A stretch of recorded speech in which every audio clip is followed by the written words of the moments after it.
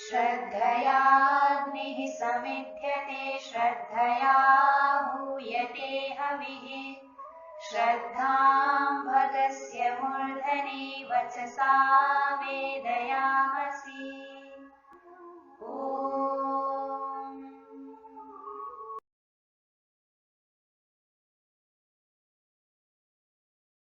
नमस्ते जी। ए ही संस्कृतम शिक्षे मही में आप सभी का हार्दिक स्वागत है।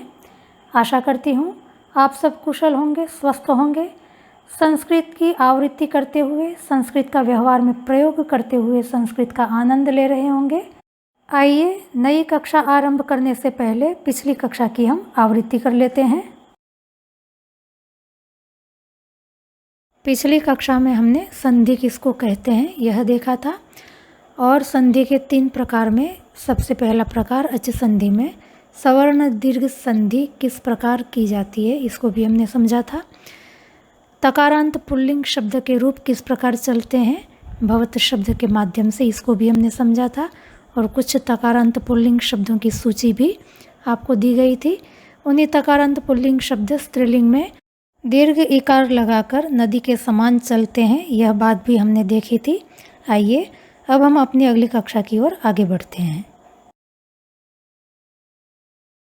आइए आज देखते हैं अच संधि का दूसरा प्रकार यण संधि। यण संधि किसे कहते हैं? इवर्ण, उवर्ण, रिवर्ण, इसको संस्कृत में इक कहते हैं। इसके बाद सवर्ण स्वर को छोड़कर कोई भी स्वर आवे तो इक के स्थान पर क्रमशः यकार, वकार, रेफ आदेश हो जाता है। इक अर्थात इवर्ण, उवर्ण, रिवर्ण हमने पिछली कक्षा में देखा था। इवर्ण अर्थात ह्रस्व इकार, दीर्घ इकार, उवर्ण अर्थात ह्रस्व उकार, दीर्घ उकार और रिवर्ण अर्थात ह्रस्व ऋकार, दीर्घ ऋकार। स्वर अर्थात अच, सारे अच स्वर कहलाते हैं। यकार, वकार, रेफ इसको व्याकरण में यण कहते हैं। अब यण संधि का हमारा फॉर्मूला बनेगा इक अर्थात इवर्ण, उवर्ण, रिवर्ण, इसके बाद अच अर्थात कोई भी स्वर आवे तो इक के स्थान पे यण हो जाता है। यण अर्थात यकार, वकार, रेफ। यदि इक याद नहीं रहता तो इसको इस रूप में भी याद रख सकते हैं कि इकार, ईकार, उकार, ऊकार, ऋकार, रीकार के बाद कोई भी स्वर अर्थात अच आवे तो इकार, ईकार के स्थान पे यकार आदेश हो जाता है, उकार, ऊकार के स्थान पे वकार आदेश हो जाता है और ऋकार, रीकार के स्थान पे रेफ हो जाता है। यण संधि की परिभाषा में जो क्रमशः शब्द पढ़ा है उसका अर्थ यही है कि ई के स्थान पे यकार हो जाता है, ऊ के स्थान पे वकार हो जाता है और री के स्थान पर रेफ हो जाता है। यहाँ एक बात ध्यान देने योग्य है, आप परिभाषा में देख सकते हैं कि कोई भी स्वर इसके पहले लिखा है सवर्ण स्वर को छोड़कर। क्यों? क्योंकि हमने पिछली कक्षा में देखा था कि यदि ई के बाद उसका सवर्ण स्वर अर्थात ई आएंगे तो दोनों के स्थान पे सवर्ण दीर्घ संधि होती है। अतः यहाँ पर यण संधि में हमको ध्यान रखना होगा कि ई वर्ण के बाद ई वर्ण नहीं आना चाहिए। ई वर्ण को छोड़ करके बचे हुए कोई भी स्वर आएंगे तो ही ई के स्थान पर यकार आदेश होगा। ऐसे ही ऊ के बाद में यदि सवर्ण स्वर अर्थात ह्रस्व दीर्घ उकार आते हैं तो दोनों के स्थान पे सवर्ण दीर्घ संधि होगी। पर उवर्ण से रहित बाकी के स्वर आते हैं तो ऊ के स्थान पर वकार आदेश हो जाएगा। ऐसे ही रिवर्ण के बाद सवर्ण अच अर्थात री आते हैं तो दोनों के स्थान पर सवर्ण दीर्घ संधि होगी। पर रिवर्ण को छोड़ करके बचे हुए कोई भी स्वर आए तो रेफ आदेश हो जाएगा। इस प्रकार सवर्ण दीर्घ संधि और यण संधि के भेद को हम ध्यान में रखेंगे। अब इवर्ण के स्थान पर यण संधि को देखेंगे। इवर्ण के बाद सवर्ण स्वर को छोड़कर अर्थात ई को छोड़कर कोई भी स्वर आए तो इवर्ण अर्थात ई के स्थान पर यकार आदेश हो जाता है। जैसे वि अस्मरत, वि में अंतिम वर्ण ई है, अस्मरत में प्रथम वर्ण अकार है। यहाँ पर देखेंगे ई वर्ण के बाद अकार सवर्ण भिन्न स्वर आया हुआ है, अतः इकार के स्थान पर यकार आदेश हो जाएगा। अतः संधि वाला रूप बनेगा व्यस्मरत। इस प्रकार प्रत्यागच्छत, न्यवारयत, जो लंग लकार में कई सारी धातुएं हैं वहाँ पर यण संधि आप देख सकते हैं। आगे देखते हैं मई ऊढ़म। मई में अंतिम वर्ण इकार है और ऊढ़म का प्रथम वर्ण ऊकार है। तो इकार ई वर्ण के बाद ऊकार सवर्ण भिन्न अच आया हुआ है, अतः इकार के स्थान पर यकार आदेश हो जाएगा, संधि युक्त रूप बनेगा मयूढ़म। एक और उदाहरण देख लेते हैं तविशी एका। तविशी किसी लड़की का नाम है, अंतिम वर्ण दीर्घ ईकार है, एका का प्रथम वर्ण एकार है। यहाँ पर भी दीर्घ ईकार ई वर्ण के बाद सवर्ण भिन्न एकार अच आया हुआ है, अतः ईकार के स्थान पर यकार आदेश हो जाएगा, अतः संधि युक्त रूप बनेगा तविष्येका। अब देखते हैं उ वर्ण के स्थान पर यण संधि किस प्रकार होती है। उ वर्ण के बाद अर्थात ह्रस्व उकार और दीर्घ उकार के बाद सवर्ण स्वर को छोड़कर अर्थात ह्रस्व उकार और दीर्घ उकार को छोड़कर कोई भी स्वर आए तो ह्रस्व उकार और दीर्घ उकार के स्थान पर वकार आदेश हो जाता है। जैसे अनु अवदत। अनु में अंतिम वर्ण उकार है और अवदत का प्रथम वर्ण अकार है।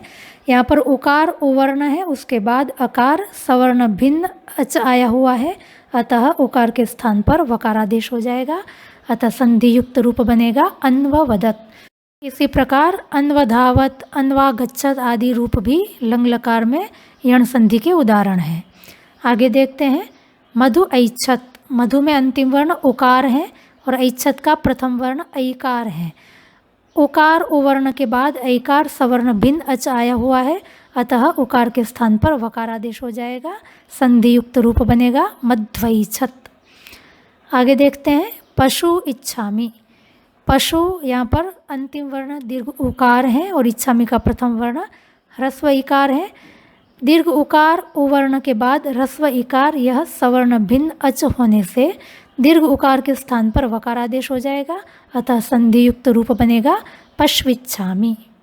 अब देखते हैं रिवर्ण के स्थान पर यण संधि किस प्रकार होती है। रिवर्ण के बाद अर्थात ह्रस्व ऋकार और दीर्घ ऋकार के बाद सवर्ण स्वर को छोड़कर अर्थात ह्रस्व ऋकार और दीर्घ ऋकार को छोड़कर कोई भी स्वर आवे तो ह्रस्व ऋकार और दीर्घ ऋकार के स्थान पर रेफ आदेश हो जाता है। जैसे पितृ अर्थम। पितृ में अंतिम वर्ण ऋकार है और अर्थम का प्रथम वर्ण अकार है। तो ऋकार रिवर्ण के बाद अकार सवर्ण भिन्न अच होने से ऋकार के स्थान पर रेफ आदेश हो जाएगा, अतः संधि युक्त रूप बनेगा पित्रर्थम। आगे देखते हैं भ्रातृ आ। भ्रातृ में अंतिम वर्ण ऋकार है और बाद में आकार आया हुआ है। ऋकार रिवर्ण के बाद आकार सवर्ण भिन्न अच होने से ऋकार के स्थान पर रेफ आदेश हो जाएगा, अतः संधि युक्त रूप बनेगा भ्रात्रा। एक और उदाहरण देख लेते हैं मातृ औषधम। मातृ में अंतिम वर्ण ऋकार है और औषधम का प्रथम वर्ण औकार है। तो ऋकार रिवर्ण के बाद औकार सवर्ण भिन्न अच होने से ऋकार के स्थान पर रेफ आदेश हो जाता है, अतः संधि युक्त रूप बनेगा मात्रौषधम। आशा करती हूँ आपको यण संधि अच्छी तरह से समझ में आ गई होगी। आइए एक बार पुनः देख लेते हैं जिससे अच्छी तरह से समझ में आ जाए। इवर्ण उवर्ण रिवर्ण अर्थात ह्रस्व दीर्घ इकार, ह्रस्व दीर्घ उकार और ह्रस्व दीर्घ ऋकार के बाद सवर्ण को छोड़ करके कोई भी स्वर आवे तो इवर्ण के स्थान पर अर्थात ह्रस्व दीर्घ इकार के स्थान पर यकार आदेश होता है। उवर्ण अर्थात ह्रस्व दीर्घ उकार के स्थान पर वकार आदेश होता है और रिवर्ण अर्थात ह्रस्व दीर्घ रि के स्थान पर रेफ आदेश होता है। अब वाक्य में जहाँ कहीं भी यण संधि आए वहाँ पर आप अवश्य यण संधि करें, जिससे कि अभ्यास हो जाएगा और याद रखने में सहजता हो जाएगी। पिछली कक्षा में हमने तकारांत पुल्लिंग शब्द के रूप किस प्रकार चलते हैं यह देखा था। आइए अब हम देखते हैं तकारांत नपुंसकलिंग शब्द के रूप किस प्रकार चलते हैं। उदाहरण के लिए जगत शब्द को लेते हैं। जगत अर्थात संसार, जगत। वर्ण है जकार अकार गकार अकार तकार। अंतिम वर्ण तकार होने से यह तकारांत शब्द है। संस्कृत में क्योंकि जगत शब्द नपुंसकलिंग होता है अतः यह तकारांत नपुंसकलिंग शब्द है। जगत के रूप आपके सामने हैं। जगत जगती जगन्ति, जगत जगती जगन्ति, जगता जगद्भ्याम जगद्भिः, जगते जगद्भ्यां जगद्भ्यः, जगतः जगद्भ्यां जगद्भ्यः, जगतः जगतोः जगतां, जगति जगतोः जगत्सु, हे जगत, हे जगति, हे जगन्ति। भवत के रूप आपके सामने हैं, आप देख सकते हैं। प्रथमा और द्वितीय विभक्ति में ही रूप में भेद है, बाकी तृतीया से लेकर के सप्तमी विभक्ति तक जैसे भवत के रूप है ठीक वैसे ही जगत के रूप है, कोई भेद नहीं है। और संबोधन विभक्ति के रूप भी प्रथमा विभक्ति के समान ही है। भवत के रूप आपको याद है तो समझ लीजिए जगत के रूप भी आपको याद हो ही गए हैं। आइए अब देखते हैं अन्य तकारांत नपुंसकलिंग शब्द जिसके रूप जगत के अनुसार चलेंगे। संस्कृत में बहुप्रयुक्त तकारांत नपुंसकलिंग शब्द आपके सामने है। यकृत अर्थात जिगर, जिसको हम लीवर कहते हैं, कलेजा बोलते हैं, तकारांत नपुंसकलिंग शब्द है। वियत अर्थात आकाश, आकाश को आकाश भी कहते हैं संस्कृत में। आकाश शब्द अकारांत पुल्लिंग है और वियत शब्द का प्रयोग करेंगे तो यह तकारांत नपुंसकलिंग है। पृषत अर्थात बिंदु, बिंदु के लिए संस्कृत में बिंदु प्रातिपदिक का भी प्रयोग होता है। बिंदु प्रातिपदिक उकारांत पुल्लिंग है और पृषत तकारांत नपुंसकलिंग है, दोनों का अर्थ एक ही है। शकृत अर्थात मल, विष्ठा, शौच, मल को संस्कृत में मल भी कहते हैं, अकारांत नपुंसकलिंग प्रातिपदिक है, और शकृत कहें तो तकारांत नपुंसकलिंग है।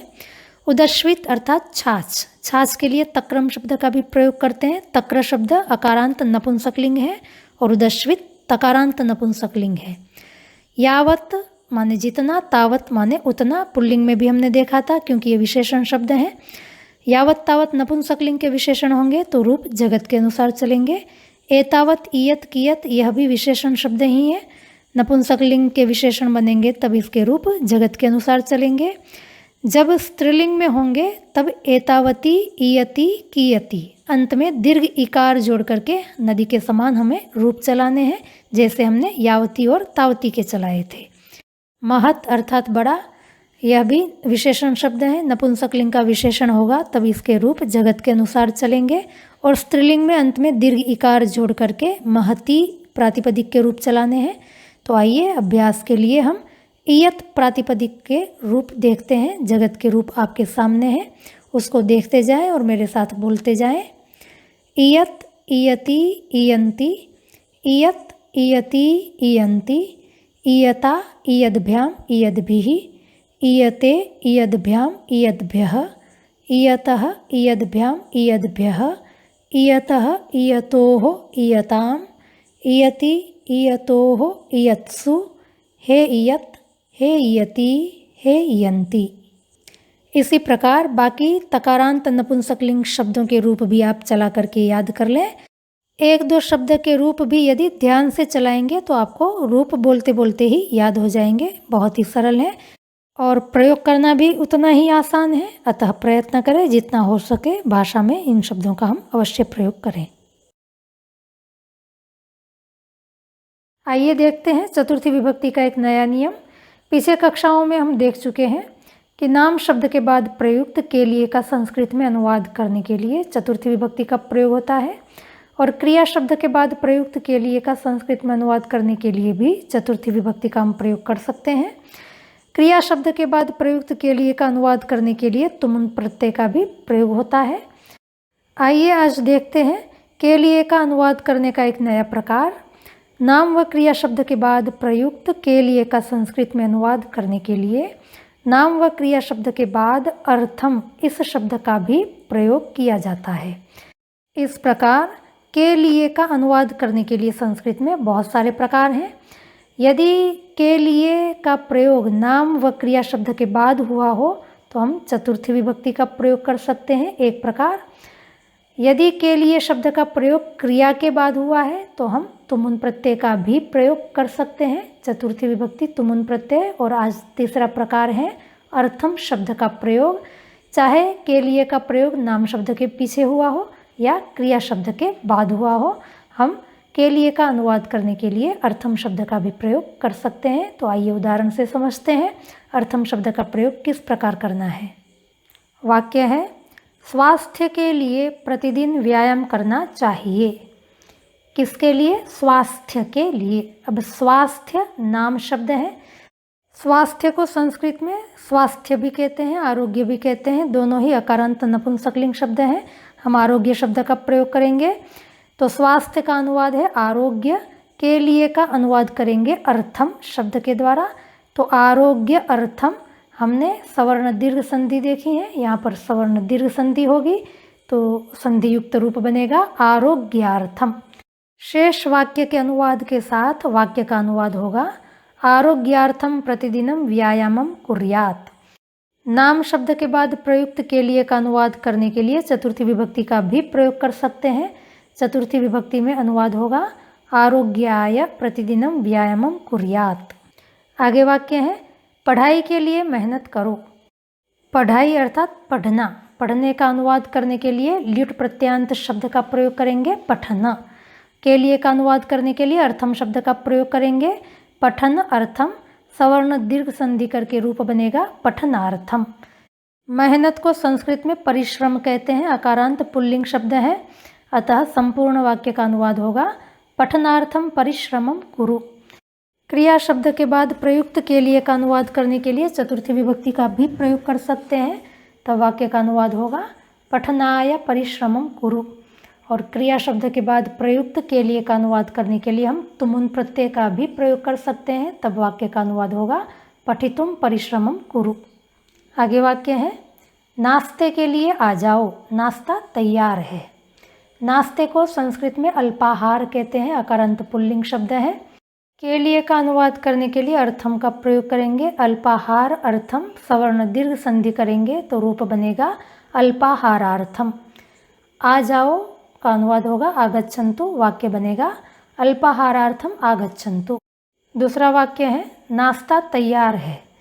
नाश्ता है क्रिया का कर्ता है, नाश्ता कैसा है तैयार, तैयार यह नाश्ता का विशेषण है। तैयार के लिए संस्कृत शब्द है सज्जीभूत। नाश्ता क्योंकि पुल्लिंग प्रथमा विभक्ति एक वचन है, अतः सज्जीभूत में भी हमें पुल्लिंग प्रथमा विभक्ति एक वचन में रूप चलाना होगा, तब वाक्य का अनुवाद होगा अल्पाहारः सज्जीभूतः अस्ति। यदि के लिए का अनुवाद करने के लिए हम चतुर्थी विभक्ति का प्रयोग करेंगे तब अनुवाद होगा अल्पाहाराय आगच्छन्तु अल्पाहारः सज्जीभूतः अस्ति। आगे वाक्य है पानी के लिए बोरवेल बना रहा है। पानी को संस्कृत में वारी भी कहते हैं, इकारांत नपुंसकलिंग शब्द है। के लिए का अनुवाद करने के लिए अर्थम शब्द का प्रयोग करना है वारी अर्थम। वारी में अंतिम वर्ण आप देखें इकार है और अर्थम का प्रथम वर्ण अकार है, तो अभी हमने यण संधि देखी है, यहाँ पर यण संधि होगी तो इकार के स्थान पर यकार आदेश हो जाएगा, तो संधियुक्त रूप बनेगा वार्यर्थम। बोरवेल को संस्कृत में भूगर्भ कूप कहते हैं, अकारांत पुल्लिंग शब्द है। तो बना रहा है, क्या बना रहा है बोरवेल, तो बोरवेल बनाने की क्रिया का कर्म है, अतः हमें द्वितीय विभक्ति का प्रयोग करना है और बनाने के लिए हमें निर्मापी धातु का प्रयोग करना है। वर्तमान काल लट लकार का प्रयोग करेंगे। वाक्य का अनुवाद होगा वार्यर्थम भूगर्भ कूपम निर्मापयति।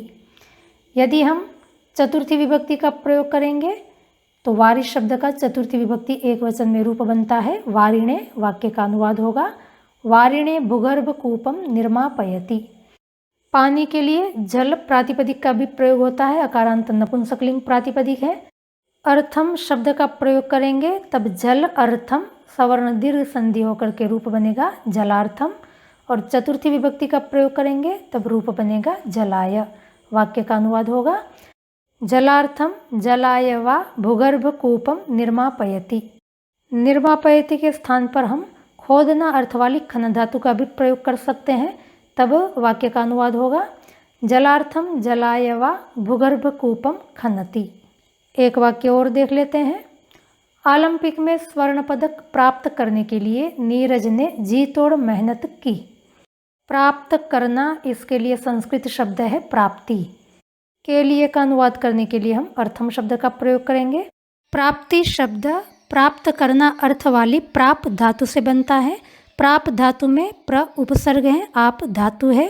प्र और आप के बीच में सवर्ण दीर्घ संधि होकर के प्राप ऐसा रूप बना है। प्राप धातु के रूप अभी तक आपको सिखाए नहीं गए हैं, समय आने पर इसके रूप भी सिखा दिए जाएंगे। अब प्राप्ति अर्थम। प्राप्ति में आप देखें अंतिम वर्ण इकार है और अर्थम का प्रथम वर्ण अकार है, तो इकार के बाद सवर्ण भिन्न अच आया है, अतः यहाँ पर यण संधि होगी और इकार के स्थान पर यकारादेश हो जाएगा, अतः संधि वाला रूप बनेगा प्राप्त्यर्थम। शेष वाक्य का अनुवाद करेंगे। नीरज ने जी तोड़ मेहनत की इसका अनुवाद करने के लिए हमें क्री धातु लंग लकार का प्रयोग करना है। किसने की? नीरज ने। नीरज करता है, क्या किया? जी तोड़ मेहनत। तो मेहनत अर्थात परिश्रम, कर्मकारक है। परिश्रम शब्द अकारांत पुल्लिंग है, द्वितीय विभक्ति एकवचन का प्रयोग होगा। जी तोड़ यह मेहनत का विशेषण है। संस्कृत में अनुवाद करने के लिए हम अत्यधिक शब्द का प्रयोग कर सकते हैं। अत्यधिक यह परिश्रम का विशेषण बन जाएगा, अतः इसमें भी पुल्लिंग द्वितीय विभक्ति एकवचन का प्रयोग होगा। तो नीरज ने जी तोड़ मेहनत की, इसका अनुवाद होगा नीरजः अत्यधिकम परिश्रमम अकरोत्। अब बच गया ओलंपिक में स्वर्ण पदक। प्राप्त करना, क्या प्राप्त करना है? स्वर्ण पदक। प्राप्त करना, इसके लिए हमने प्राप्ति शब्द का प्रयोग किया है। प्राप्ति शब्द के अंदर जो प्राप्त धातु है उसका स्वर्ण पदक कर्मकारक है। प्राप्ति शब्द के प्रयोग किस प्रकार किए जाते हैं वो अभी आपको सिखाए नहीं गए हैं, पर लोक में क्योंकि बहुप्रयुक्त शब्द है प्राप्ति, अतः इसका मैंने प्रयोग किया है, पर आप चिंता न करें। जिस प्रकार ल्युट प्रत्ययांत शब्द के कर्ता कर्म में नियम काम करते हैं, वैसे ही प्राप्ति के साथ भी कर्ता कर्म में वही नियम काम करेंगे। तो प्रापण ल्युट प्रत्ययांत शब्द के साथ कर्म में षष्ठी विभक्ति आती है, तो इसी प्रकार प्राप्ति इस शब्द के भी कर्मकारक में हमें षष्ठी विभक्ति का प्रयोग करना है। तो स्वर्ण पदक यह कर्मकारक है, अतः यहाँ पर हम षष्ठी विभक्ति का प्रयोग करेंगे। कहाँ प्राप्त करना है? ओलंपिक में। तो ओलंपिक अधिकरण है। ओलंपिक को संस्कृत में ओलंपिक क्रीड़ा कहेंगे, आकारांत स्त्रीलिंग प्रातिपदिक है, अतः संपूर्ण वाक्य का अनुवाद होगा ओलंपिक क्रीडायां स्वर्ण पदकस्य प्राप्त्यर्थम नीरजः अत्यधिकं परिश्रमम् अकरोत्। यदि हम प्राप धातु का ल्युट प्रत्ययांत प्रापण शब्द का प्रयोग करते हैं तब कर्म में षष्ठी ही आएगी और वाक्य बनेगा ओलंपिक क्रीडायां स्वर्ण पदकस्य प्रापणार्थम नीरजः अत्यधिकं परिश्रमम् अकरोत्। यदि हम चतुर्थी विभक्ति का प्रयोग करेंगे तब प्राप्ति शब्द इकारांत स्त्रीलिंग शब्द है, अतः इसके रूप मति के समान चलेंगे। मति चतुर्थी विभक्ति एक वचन में दो रूप बने थे, मतये मत्ययी। ऐसे ही प्राप्ति के भी चतुर्थी विभक्ति एक वचन में दो रूप बनेंगे, प्राप्तये प्राप्त्ययी। अतः वाक्य का अनुवाद होगा ओलंपिक क्रीडायां स्वर्ण पदकस्य प्राप्तये प्राप्त्ययी वा नीरजः अत्यधिकं परिश्रमम् अकरोत्। यदि हम प्रापण शब्द का प्रयोग करते हैं तो चतुर्थी विभक्ति एक वचन में रूप बनेगा प्रापणाय, तब वाक्य का अनुवाद होगा ओलंपिक क्रीडायां स्वर्ण पदकस्य प्रापणाय नीरजः अत्यधिकं परिश्रमम् अकरोत्। प्राप्त करना क्योंकि क्रियावाची शब्द है, अतः हम के लिए का अनुवाद करने के लिए तुमुन प्रत्ययांत शब्द का भी प्रयोग कर सकते हैं। प्राप्त धातु का तुमुन प्रत्ययांत रूप है प्राप्तुम और कर्मकारक में द्वितीय विभक्ति का प्रयोग होगा। षष्ठी विभक्ति का प्रयोग तुमुन प्रत्ययांत के साथ नहीं होता है। अब वाक्य का अनुवाद होगा ओलंपिक क्रीडायां स्वर्ण पदकं प्राप्तुम नीरजः अत्यधिकं परिश्रमम् अकरोत्। आशा करती हूँ आपको अब यह अच्छी तरह से समझ में आ गया होगा कि के लिए का अनुवाद करने के लिए कब अर्थम शब्द का प्रयोग होता है, कब चतुर्थी विभक्ति का प्रयोग होता है और कब तुमुन प्रत्ययांत शब्द का हमें प्रयोग करना है। आज का पाठ यहीं तक रखते हैं। समझने में आपको कहीं कोई कठिनाई आई हो तो आप हमें अवश्य सूचित करें, आपकी समस्याओं का समाधान करने का हम अवश्य प्रयास करेंगे। यदि आप अपने इष्ट मित्र साथी को संस्कृत पाठशाला से जोड़ना चाहते हैं या स्वयं जुड़ना चाहते हैं तो आप देखेंगे हर वीडियो के नीचे उल्टे तीर का यहाँ पर एक निशान रहता है, उस पर यदि आप क्लिक करेंगे तो डिस्क्रिप्शन बॉक्स खुल जाएगा और नीचे जा कर के आप देखें टेलीग्राम पर चलने वाली हमारी संस्कृत पाठशाला की लिंक दी हुई है और व्हाट्सएप पर भी हमारे 7 ग्रुप चलते हैं, 8 ग्रुप चलते हैं, उसकी भी यहाँ पर लिंक दी हुई है। दो में से किसी भी एक लिंक पर क्लिक करके आप हमारी संस्कृत पाठशाला से जुड़ सकते हैं। और थोड़ा नीचे जाएंगे तो अब तक जितनी भी कक्षाएं हुई हैं उनकी प्लेलिस्ट की एक लिंक दी हुई है, यहाँ पर क्लिक करने से आप सभी वीडियो को प्राप्त कर सकते हैं। और थोड़े नीचे जाने पर आर्यवन आर्ष कन्या गुरुकुल की वेबसाइट की लिंक दी हुई है, उस पर क्लिक करके आप गुरुकुल का सामान्य परिचय प्राप्त कर सकते हैं। यदि आप हमारी चैनल को सब्सक्राइब करते हैं तो हमेशा के लिए हम आपके साथ जुड़ जाएंगे और संस्कृत कक्षाओं के अतिरिक्त उपनिषद आदि की कक्षाएं, जैसे नीचे आप देख रहे हैं केनोपनिषद की कक्षा है, और भी कक्षाएं हम समय समय पर अपलोड करते रहते हैं, वो भी आपको समय पर मिल जाएगी। आप लोगों ने हमारा वीडियो पसंद किया, ध्यान से सुना, इसके लिए हम आपका धन्यवाद करते हैं। अगली कक्षा में हम फिर मिलेंगे, तब तक के लिए हार्दिक धन्यवाद।